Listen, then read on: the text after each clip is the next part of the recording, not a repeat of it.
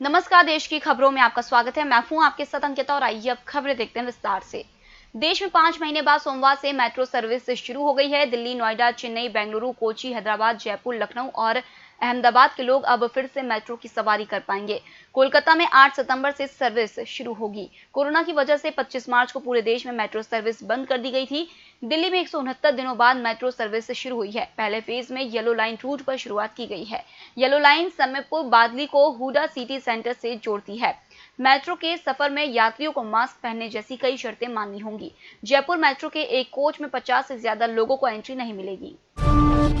Sushant case में drugs angle की जांच कर रही नारकोटिक्स कंट्रोल ब्यूरो की टीम आज लगातार दूसरे दिन रिया चक्रवर्ती से पूछताछ करेगी।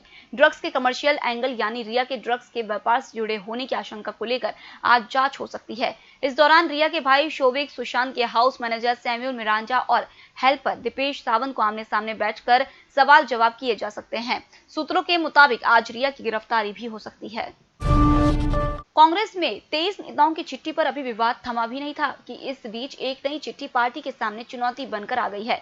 इस बार उत्तर प्रदेश से सवाल उठे हैं। सूत्रों के मुताबिक पिछले साल कांग्रेस से निकाले गए 9 वरिष्ठ नेताओं ने सोनिया गांधी को लेटर लिखकर कहा कि परिवार के मोह से ऊपर उठकर काम करें। चिट्ठी लिखने वालों में 2 प्रमुख नेता पूर्व सांसद संतोष कुमार सिंह और पूर्व मंत्री सत्यदेव त्रिपाठी शामिल हैं।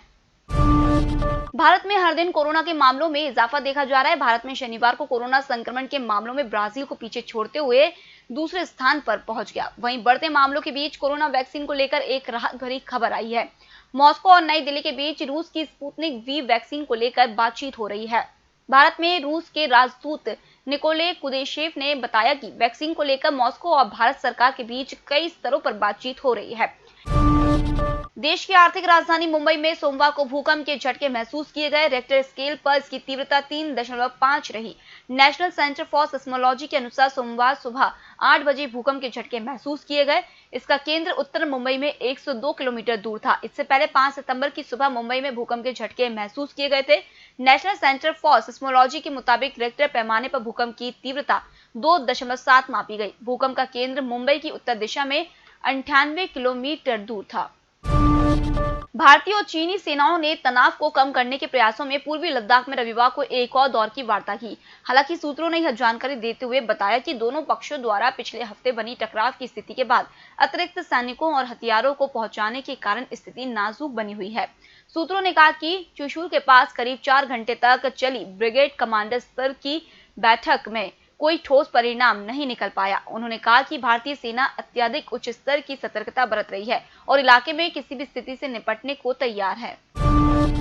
राष्ट्रीय शिक्षा नीति को लेकर सोमवार से शुरू हो रहे राज्यपालों के सम्मेलन के उद्घाटन सत्र को राष्ट्रपति रामनाथ कोविंद और प्रधानमंत्री नरेंद्र मोदी संबोधित करेंगे। पीएमओ ने रविवार को बताया कि शिक्षा मंत्रालय द्वारा उच्चतर शिक्षा के सुधारों में राष्ट्रीय शिक्षा नीति 2020 की भूमिका शीर्षक वाले इस सम्मेलन में सभी राज्यों के शिक्षा मंत्री, सभी राज्य विश्वविद्यालयों के कुलपति और अन्य वरिष्ठ अधिकारी हिस्सा लेंगे।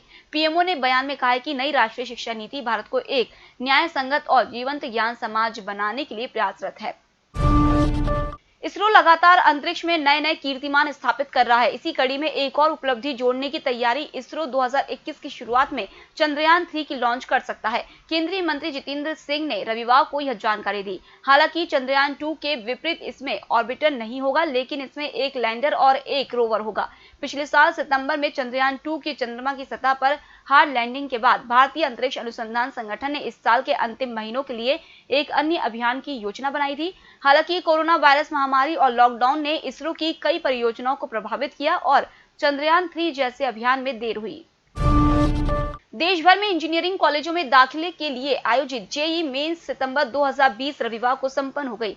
करीब 70 से 80% छात्रों ने जेईई मेंस में उपस्थिति दर्ज करवाई। नेशनल टेस्टिंग एजेंसी 11 सितंबर से पहले जेईई मेंस सितंबर 2020 का रिजल्ट जारी कर देगी।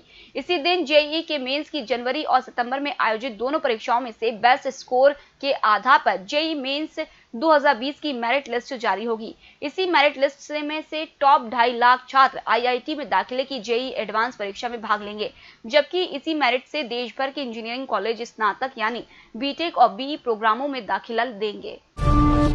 रेलवे यात्रियों को कोरोना वायरस महामारी के बाद भी अपने कंबल और बेडशीट लेकर ही यात्रा करनी होगी। रेलवे बोर्ड के चेयरमैन विनोद कुमार यादव ने कहा है कि हमने यात्रियों को एक बार इस्तेमाल होने वाली बेडशीट देने का निर्णय लिया है। इसके लिए एक विस्तृत नीति तैयार की गई है। उन्होंने कहा है कि रेलवे सफर के दौरान स्वच्छता बनाए जाने की कोशिशें कर रहा है, इसलिए यह फैसला लिया गया है। उन्होंने मीडिया की उन खबरों को भी खारिज किया जिसमें कहा गया है कि रेलवे करीब 500 ट्रेनों का संचालन बंद कर सकता है। उन्होंने कहा है कि किसी भी ट्रेन का संचालन या किसी स्टेशन को बंद करने का कोई निर्णय नहीं लिया गया है। हम जीरो बेस्ड टाइम टेबल तैयार कर रहे हैं और इसमें IIT मुंबई की मदद ले रहे हैं। फिलहाल इस बुलेटिन में इतना ही। आप बने रहिए EMS टीवी के साथ। नमस्कार।